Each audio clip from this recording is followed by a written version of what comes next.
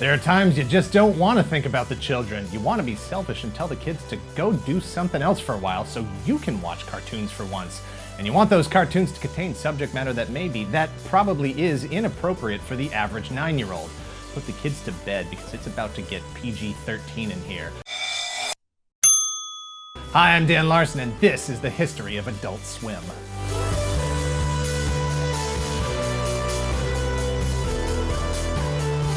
Adult Swim is a block of animated programs on the cable network Cartoon Network. While there are no real restrictions about who can watch it, for programming and marketing purposes, for federal regulatory compliance, it is specifically targeted to an audience ages 16 plus and broadcast later at night when it is assumed that kids are asleep or, at the very least, not watching TV, or at least that's how it started. Adult Swim is for slightly more mature viewers who value animation as an art form and/or as a means to communicate a very specific brand of humor that can only truly be appreciated when delivered by a talking meatball. I'm an adult and I deserve an adult glass. Adult Swim takes its name from the tradition of public pools that kick out the kids on an hourly basis for about 15 minutes so the adults can have some quiet swimming time, free of juvenile horseplay. Marco! That's better. Adult Swim began with Mike Lazo, Cartoon Network's original head programmer. Cartoon Network launched in 1992. Lazo joined them in 1993. In 1994, Lazo was one of the creators of Space Ghost Coast to Coast, an animated late-night talk show for Cartoon Network starring the 1960s Hanna-Barbera character Space Ghost as the Coast to Coast host. Space Ghost Coast to Coast was a success with the adult audience that was watching television much later at night. Space Ghost's success and the rise of primetime animation that had followed The Simpsons' lead since 1989 allowed Cartoon Network to approach their programming and viewer demographics in a different way. The Simpsons paved the way for Liquid Television, Beavis and Butthead, Aeon Flux, I like Charlize Theron Unplugged! King of the Hill, Daria, South Park, Dr. Katz, Futurama, Home Movies, Family Guy, and lots of others. There were more animation choices, styles, and unique voices, and children were no longer the only audience of interest. From its inception, Cartoon Network tested the waters, so to speak, with blocks of programming intended for specific age groups or cartoon genres. Toonami, which aired from 1997 to 1999, grew out of Power Zone, which ran in 1996.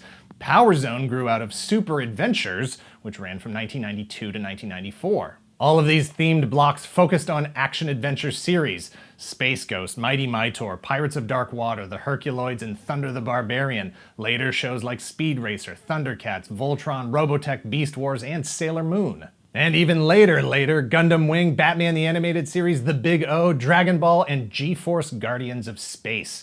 This approach to programming was designed to reach the 16-plus audience that grew up with animation as part of their regular entertainment diet and expected that growth to continue throughout their lives. In the late 90s and early 2000s, the old ways of scheduled broadcast TV limited viewers' choices. The previous decades of television consumer data had clarified the watch habits of different ages of consumers, and marketers used that data to determine where and when to spend advertising dollars. It was the best system possible, but it was still relatively vague. Thursday night at 8 p.m. might have been a time that a majority of viewers were watching a specific network, a specific program, but which demographic was going to be most effectively reached during that viewing period? The numbers showed that 1/3 of Cartoon Network's audience were adults, and Adult Swim, like Saturday morning cartoons before it, could be a way to bring all of those viewers to the network at a specific time to maximize the return for those advertisers looking to target those eyeballs and wallets. In the late 90s, pixelated photos were the cutting edge of technology. Broadband connections were not generally in use by individuals. Download speeds prevented streaming videos long enough to compete with television as a medium, but more than enough to create perfectly curated online communities of consumers. Streaming video was still a thing of the future.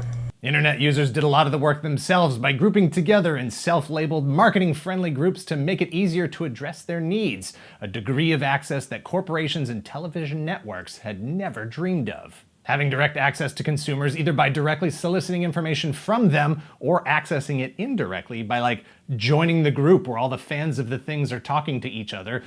How do you do, fellow kids? What? Gave a remarkable amount of insight into how to produce content for consumers while reducing the risk of investment. Cartoon Network recognized that there was an audience that was not being addressed by the choices available on the larger networks. But don't blame the larger networks. There was only so much airtime available in the day when every moment had to be specifically programmed for maximum return. Knowing that they had an audience available meant that Cartoon Network could begin testing their own original programming. In the year 2000, Cartoon Network rolled out The Brak Show, C-Lab 2021, Harvey Birdman, Attorney at Law, and Aqua Teen Hunger Force, expanding on the style, humor, and presentation that viewers had connected with through Space Ghost Coast to Coast. I do like saying that, Space Ghost Coast to Coast. Attention, Adult Swim, all kids out of the pool. It's animation for mature viewers. Sort of. We've got specials. Regular series. I warned her. And some stuff that's, Hello Betty. Adult Swim, Sunday at 10 on Cartoon Network. Adult Swim, the branded block of shows, debuted Sunday, September 2nd, 2001 at 10 p.m., airing an episode of Home Movies. Home Movies had originally been produced for the UPN, but was canceled after the 5th episode. Cartoon Network, Adult Swim, recognized the potential for Home Movies to succeed with their properly cultivated audience and recovered the show from the canceled show garbage pile. Cowboy Bebop also premiered on the network that night. It was the first anime offering for the block, and less than a week later, Aqua Teen Hunger Force aired to cement the identity of Adult Swim as a home for a spectrum of animated offerings. Adult Swim was 3 hours total from 10 p.m. to 1 a.m. on Sunday, repeated in the same block of time on Thursday nights. Recovering canceled shows became a signature move for Adult Swim. Home Movies, Family Guy, and Futurama all owe their legacy to Adult Swim's benevolent second chances. Adult Swim was able to take chances where the larger networks couldn't. Before Fox canceled Family Guy after the 3rd season in 2002, the episode When You Wish Upon a Weinstein had been banned. In 2003, as part of their run of Family Guy, Adult Swim ran the banned episode. In 2004, after less than 1 year on Adult Swim, Fox picked Family Guy back up for a 4th season. Then General Manager and Executive Vice President of Cartoon Network Jim Staples said, quote, "Bringing Family Guy to the Adult Swim lineup really helped turn the block into a cultural phenomenon with young adults." When Futurama found its second life, creator Matt Groening said, quote, "There's a long regal history of misunderstood TV shows, and to Fox's credit, the studio looked at the ratings on the Cartoon Network and how the show does overseas and saw that there was more money to be made." In March of 2005, Turner Broadcasting, who owns Cartoon Network, separated Adult Swim as its own entity for Nielsen ratings tracking purposes. Adult Swim is technically an individual network sharing space with Cartoon Network the same way Nick at Night exists on Nickelodeon, an individual service specifically for ratings tracking purposes, since the target audiences are so different from each other. On January 31st, 2007, Adult Swim created a panic, but not the good kind of panic, the kind of panic that lands people in jail and gets executives fired. Boston Police and Fire had discovered what they believed to be improvised explosive devices. They were, in fact, battery-operated LED consoles that resembled a light bright with images that depicted the Mooninites from Aqua Teen Hunger Force. It was a real-world marketing campaign in advance of the Aqua Teen Hunger Force feature film being released in theaters.